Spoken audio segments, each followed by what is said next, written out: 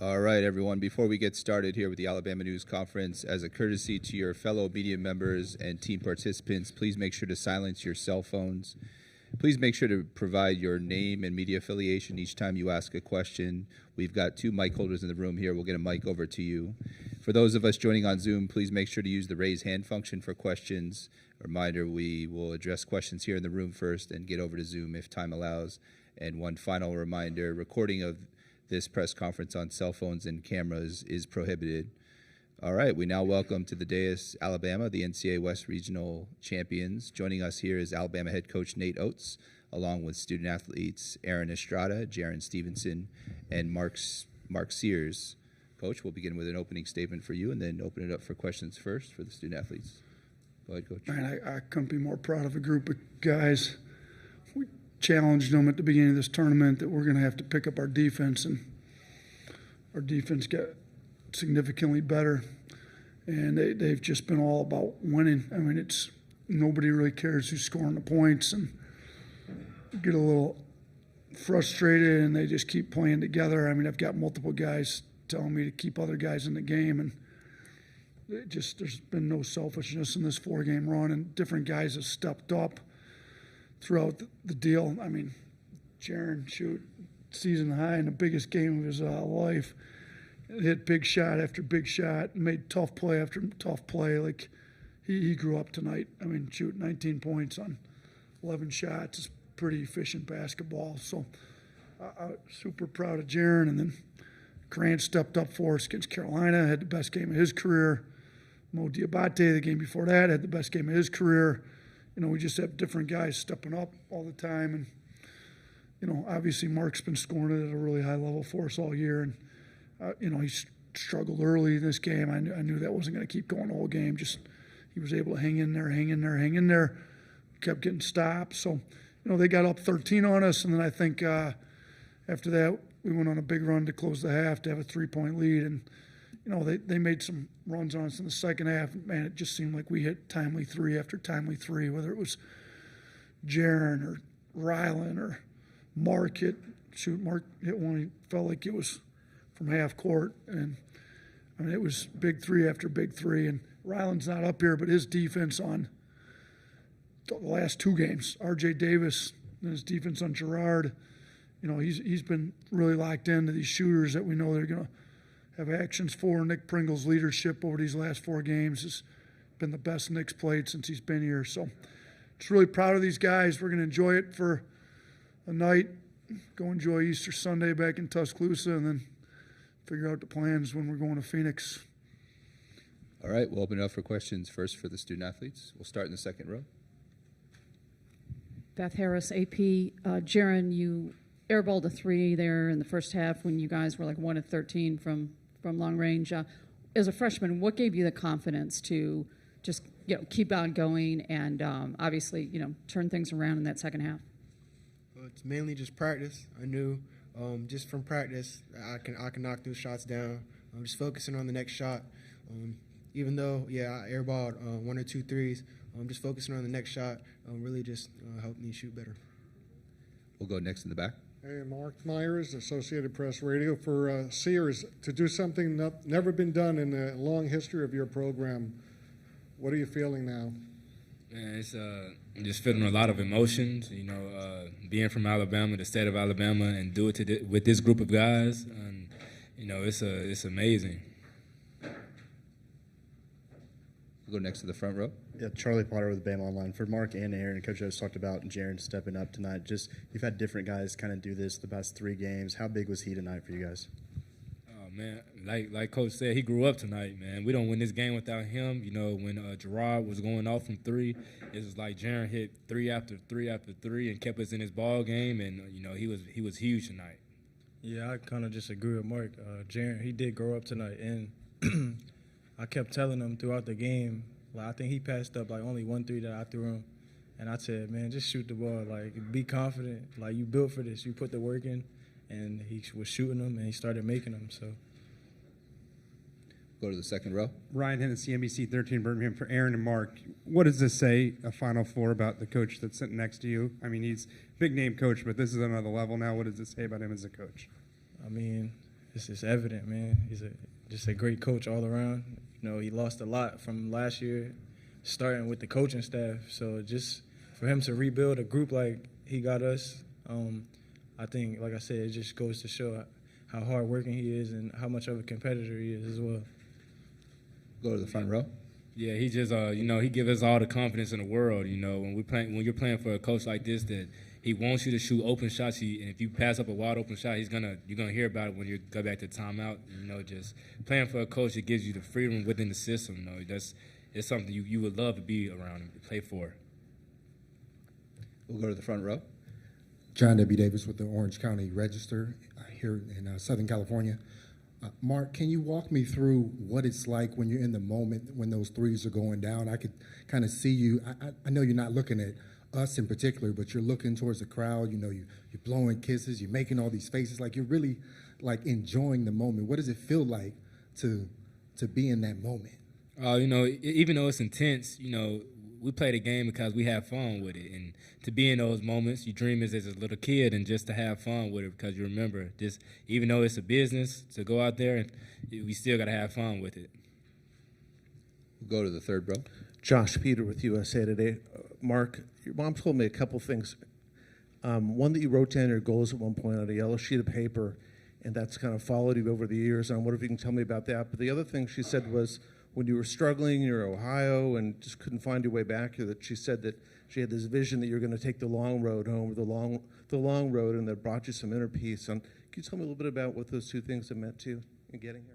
Oh yeah, it's coming out of high school. Wasn't highly recruited, and my parents, they kept encouraging me to never give up and stay focused, put God first. And I just put the work in, trusted God, and now I'm here. That's really all I can say. We'll go to the front row next. 7 for Jarin. The first game you guys played against Clemson, P.J. Hall was able to do some things against you this time. It was 6 for 14. He fouled out. Just what changed in terms of mentality and the approach with him? Just working on my post defense and my physicality. Working with Coach Dud, he taught me a few things, the different things, and holding my ground in the post and what to look out for. And he taught me a lot of things. And just working out with Hen too, our strength coach, he got me stronger and ready for this moment. We'll go next to the second row. Hi, Haley Sawyer, SoCal News Group, OC Register. Your coach has talked a little bit about Mudita the last few days. How have you seen that kind of vicarious enjoyment at work tonight? Start with Aaron. I think that the Mudita thing was probably the best thing that happened for this team, honestly, just because we have so many pieces on our team, and, it's hard to be consistent at this level without any support, So just knowing that you have your brothers behind you and everybody in our program behind you, I think it just helps on a mental level, and ultimately that helps you just play better down the stretch, I think. With my 2 airball threes, my guys had my back, and they wanted me to keep shooting. And every time I went to the bench, the guys would high-five me, have my back, and just cheer each other on. And every time I was on the bench, we'd lock each other's arms, clap, chant defense and stuff like that. I felt like it was there today. Mark? All right. We'll continue with questions. Go ahead and raise your hand if you have a question for the student athletes. They asked about Mudita. Listen, we're going to let him talk. I was distracting him. He wants to talk about Mudita. I was letting him know that he was the most outstanding player of the tournament. That's on me. So they asked about Mudita. So there you go. Sorry. Mudita, man, that ever since we first heard of it, when conference play started, it stuck with us, and it really changed our season around because we started off 6-5, and we heard the word of Mudita, and that just changed our season around because everybody, you can see it on our face cheering for others when they're succeeding, even though we're not succeeding. That really just it changed us around. And I think it really helped us win this Final Four because of Mudita. Go over here. Amanda Skurlock, LA Sentinel. What's been a memorable moment so far, just going on this run? Wait for me? Or? Go ahead, Aaron. You start. I would say, for me personally, just making the tournament. I've been in college for 5 years, and this is my first NCAA tournament. So I would just say the whole experience for myself is memorable. there's a lot of memorable moments so far. Again, I love Mo D going off against Grand Canyon. That was very memorable. Him going in, getting rebounds, getting points and stuff like that, crashing hard. And then the last game with Grant Nelson, shooting the ball, knocking down shots, going in, getting rebounds, hit that and one, put us up. I feel like those are memorable. I say mine would be, Jarin just he stepped up tonight, and we don't win this game without him making them timely threes, and just seeing him do that and he maturing and growing up, that's really a memory, and being able to cut down those nets when the confetti came down, and that's for sure another memory. Jay Smooth. That's his nickname. He was smooth tonight. Any other questions for the student athletes? We'll go second row and in the back. Go ahead, start at the back. Hey, Aaron, when you're down 13, thoughts at that time in the first half? It's a long way to come back. I think I credit our coaches, and just like I said, the whole Mudita thing and, next play mentality. I think that, like I said, that was the best thing that probably happened to our team, just because, like I said, when, you hit adversity in the game, like, it's easy to fold. And when we're telling each other we got each other back, then we're good, and things like that, I think ultimately it just helps us go harder and play better.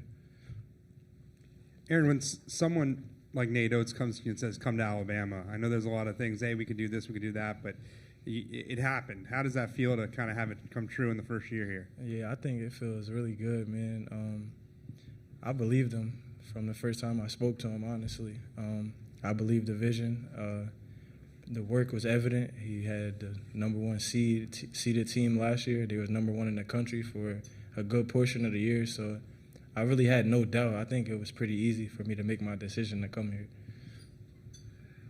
Alejandro Vila, Outkick.com. Aaron, after the UNC game, you said that the haters were kind of your motivators for that game. Yeah. Coming into this one, a little bit of more swagger. What was the motivation this time? Just the same thing, man. They counted us out really from the very first game, and like I said, I've been doubted like my whole life. Under recruited, looked upon, and I think that it just added more fuel to everybody, really. They actually showed an edit before this game, too, of what everybody was saying about us, and I think that really, like I said, just fuels our fire even more when we play. We have time for one more question for the student athletes. Anyone? Go ahead. Yeah. For Mark, how have you grown since you finally arrived here when you back at Alabama? How have you developed, and what were your expectations? Coming to Alabama, my expectations, I've pretty much achieved most of them, and just to be able to do it, and being from the state of Alabama, it means the world to me. All right, guys, thank you. All set. We'll continue with questions here for Coach Oats. We'll start right here in the front row, then we'll go back. Hey, look at you being polite, Jarin, from the chairs. Just the same thing I was asking Jarin about P.J. Hall from the first game to the second game, and just what the game plan was to fix what happened the first game. I mean, we brought some more doubles. We didn't double enough the first game. We tried to front too much the first game, gave him too many angles. We didn't want to front him. We wanted to stay between him and the rim, make him score over somebody. He had the one where he spun baseline and got an angle. It's actually, I think, Grant Nelson's fourth foul. We didn't want him doing that. We wanted to keep a body between him and the rim, make him shoot over us. We knew they would. They shot 18 non-rim twos, so they made 9 of 18. It's pretty good, but we were 1.29 on offense. We were 1.17 on D. So 9 of 18 is just a 1.0, which if that's what they're going to be, even though it's a good percentage from like non-rim twos, it's enough for us to win. We thought our offense would be good enough. So, we kept him from getting downhill, getting angles, brought doubles at appropriate times off appropriate people. We weren't able to do it quite as much as we did with Carolina and Baycott because they didn't have as many non-shooters out there. But we definitely we changed the game plan up from the first time because it wasn't very good the first time. This coaching staff didn't do a very good job getting this team ready. First time, our players, weren't tough enough, but the coaching staff needed to do a better job, and we did a better job this time, I thought. Over there on the left. Nate, Brian Hamilton from The Athletic. Given your journey, what does this mean to you to be at this point? I mean, it's surreal. You go back 11 years ago, and I won a state championship at Rhyme High back in Detroit area. So it hasn't been that long. And, Bobby Hurley gives me a chance. And obviously the Hurley family's got a lot of respect for high school coaches. Their dad's a Hall of Fame coach. And, I've caught a few breaks, and it's ironic I get to coach against Danny. I don't know if "get's" the correct word because they got a pretty good team, but I'm in the Final Four and I get to go against, Danny, who helped get me in this thing, along with, obviously Bobby's the one who hired me, but two of those guys kind of came into college together and have been great to me the whole time. But, when I was a kid, big basketball fan, I used to, going to date myself a little bit, you had the VHS tapes, so every time I had every one of the shining moments labeled on a VHS tape, so I could go back and watch that thing all summer. Then you start to grow up in the coaching profession and you just want to be at the Final Four, be in the hotel lobby so I can see the big-name coaches that are there. And somehow I caught enough breaks. I'm coaching in one, which is unreal. I mean, give hope to a lot of high school coaches tonight, that's for sure. But I don't know if it's really hit me yet. It probably won't hit me until after the Final Four is over, because I'm going to enjoy it tonight a little bit, and then we got to try to figure out how to beat UConn because they're pretty good. They went on a 30-0 run, I heard, tonight. Is that correct? That's unheard of in the Elite Eight. That's crazy. So I think you guys at The Athletic wrote some article about Danny's got the formula figured out. His formula's working pretty well. So I'm going to have to figure out that formula myself here soon.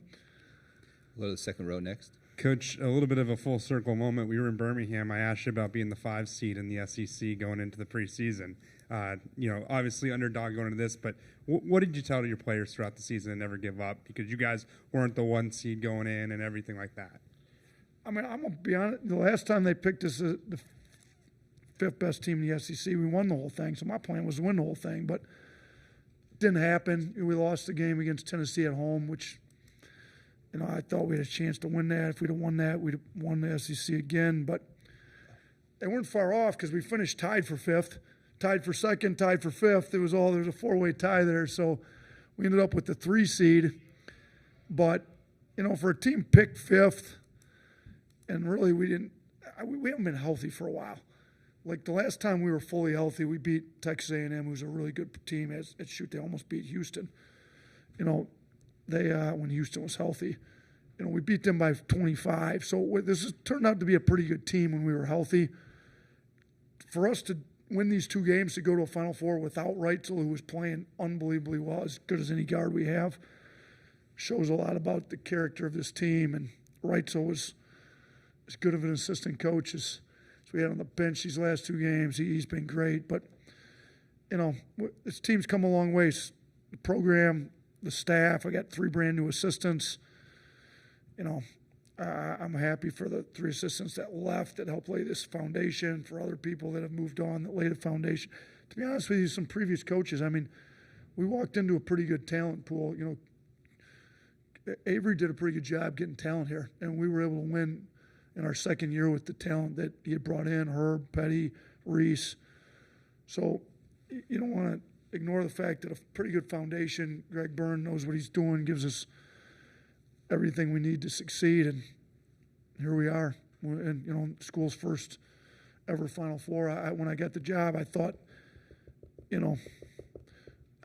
before I ever took the job, Rick, my agent, and me talked, and he said, "Look, they've got all the resources you need to be able to win at Alabama. We need to go get this job." So I trust him. He knows what he's doing. They do have all the resources you need to win, and we put together a few good teams. You just got to keep knocking on the door. Last year, #1 overall seed, we should have been in the Final Four, but it doesn't work that way. like the best team doesn't always win because it's a one-game elimination tournament. You got to be hot at the right time, and we looked like we were not hot at the right time, losing it. What did we lose? 4 of our last 6 or something going into this tournament. But our staff was good. We looked at some other teams that were similar to this. Syracuse did it twice. I called Jim Boeheim on that Sunday, like, what do we got to do? I talked to him, maybe it was that Saturday. I called Frank Martin. South Carolina made a Final Four run when they weren't hot at the end of the year. I asked him what he did. I tried to pick the brain. I called Coach Saban, what do we got to do? And he kind of gave me the next idea, next. So guys bought in. We can make this run. Other teams have done it. We've got the capability to do it. We got to get back to playing great defense, or get to start to playing great defense. I don't know if back's the correct word. But, we can have the number 1 offense in the country. We had it for a majority of the year. Let's put a top 20 defense together with it, and we can make a Final Four, and I think we've done that. Front row. Nate Kelly, Tuscaloosa News. Nate, how do you feel like the run you guys have made, now reaching the Final Four, has vindicated the system that you run? That's a great question, because a lot of people question, can you win big in March shooting all the threes you shoot? I don't know. How many did we shoot tonight? I don't know. For all the naysayers, is 36 too many? 16 out of 36 ain't bad, though. 48 points from three-point line isn't too bad. So, look, it's not – and here's the thing people don't understand. We're not trying to shoot 53s. We're trying to take the most efficient shots we can. So we were 1.29 today. Our effective field goal percentage was pretty good. We took 2 non-rim twos, all right? We didn't finish at the rim as well as we should have. I thought we blew some easy layups we should have made in the first half.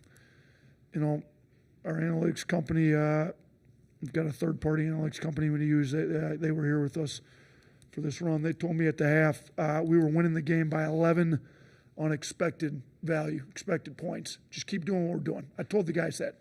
Guys, expected value, like we're winning this game by 11. We just got to make they're taking tough shots and happen to be making them. We've got some easy layups and we're missing them. We got to finish at the rim and just keep doing what we're doing. Well, we shot up, made a few threes there in the second half. 10 of 15 in the second half ain't bad. So I think you can win playing this way. They win playing this way in the NBA. We've just proven you can make a Final Four run. And you know what?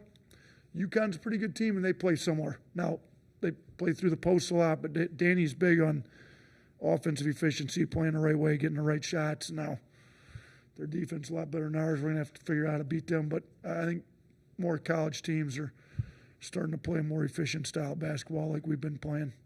We have time for 2 final questions. Back. Hey, Nate, when you share a sports department with the greatest football coach perhaps in college history, I think it's obvious or natural that you might be overshadowed, your team, your program. So what you did here tonight, first I want to ask, how much did that nag at you over the years? And then what your team is able to accomplish tonight forever changes the perception perhaps of your program and the school's basketball program? Yeah, when I came to Alabama, I knew it was a football school. Like, there's no denying it. But somebody asked me that a couple years ago. I think it's a championship school. There's the whole Mudita thing. Like, I'm going to pick the brain of all the ultra-successful coaches throughout the department. And we've got multiple coaches, current coaches that have won national championships, whether it's men's golf, women's golf, softball. And we've got, Sarah Patterson retired from gymnastics. She's a huge basketball fan, has her own season tickets, won multiple national championships in gymnastics. But Coach Saban, I'm a big football fan. I came to Alabama loving the fact that I was going to be able to work in the same athletic department as arguably the best, maybe not even the best football coach, the best coach of any team sports in modern history, whether college sports, anything. And I didn't want to bother him, but I certainly picked his brain when it was appropriate. I went and watched practices. I sat in on staff meetings. I shadowed him for a day. I went on road trips with him to see how they operated. I tried to learn as much as I could. It never nagged me or bothered me that football was huge at Alabama. I loved it. Like, it's better for recruiting. It's better for everything for us. I tried to learn from it, and different people would make comments, football. We're only 18 national championships behind them. We got a few to catch up. So let's just keep grinding. Let's get to a Final Four first, and let's put ourselves on a big stage. So I love the fact that he's still got an office at Bryant Denny. I love the fact he's willing to talk to me. He talked to me before this run, texted me during the run. You know, so before I got the job at Alabama, I've got a schedule, like a practice schedule. I had it in high school, an Excel sheet, and you got different tabs. And quotes is one of the tabs. You go pull quotes up for the day. I had regular quotes, and then I had Saban quotes, and every Saban quote I had was aligned with them. And then I got here, I'm like, should I use them as much as I used to use them? Because he's actually like coaching next door. Is it going to bother our basketball players that I keep using the football coach's quotes? Well, I still use them. They're pretty good. I'm still getting more of them and add them to the list. So it never bothered me. I love the fact we're at a football school, and we're going to try to add another sport to the championship school level because I think we're knocking on the door there. Final question over here. Ben Golliver, Washington Post. Just to go back to what you were talking about with modern basketball a minute ago, Clemson's coach came in and said, hey, it looks really pretty if a team like you plays fast, makes a bunch of threes, but it could set up a coach for second guessing if those shots aren't going in. I'm curious, you guys hit your run about 10 minutes in, but let's say that didn't come. Is there ever a moment with your season on the line where you're potentially flinching or thinking about a plan B? And then what's the key to getting your players to stick to the disciplined shot selection when they're not going early? Because it's easy to say, hey, the numbers say this, but it's not as easy if you're feeling a game slipping away. Yeah, I mean, I don't ever second guess the plan, but the plan does involve, we've got a layup package in there. If we need, like, if team's going on a run, how do we try to get an easy layup? You know, we've got post-ups. You saw we posted Grant yesterday, posted him today again, got in there, got fouled. Nick got fouled off his post-up. So we've got some different options to get efficient shots. They don't always have to come flying up and down, taking quick threes. So quick threes are efficient if you're from the right shooters. There's other efficient shots too. So we've got different packages to get efficient shots. Look, guys come in the summer, we teach them how to play efficient. We don't eliminate inefficient shots from their arsenal right away. I don't want guys playing second guess themselves. We gradually educate them as to how to be the most efficient player. Brandon Miller became pretty efficient, moved from like projected 23rd pick in the draft to the second pick in the draft. When we got him all summer and fall, over a third of his shots were non-rim twos. By the time we got to conference play, he was 12% of his shots were non-rim twos throughout all of SEC play. He learned how to play efficient and moved his stock way up in the draft. So we'll educate the guys, and they stuck with it. I mean, we were one of two on non-rim twos today. And I'm not telling our guys not to shoot them. We probably shot two appropriate non-rim twos. Aaron was 1 of 2. He's a really good non-rim two shooter, and sometimes it's the appropriate shot. But we do have a package that we can get appropriate shots. We don't want to feast on inefficient shots. All Does right, that answer the question enough? All right. We're all set, Coach. Thank you.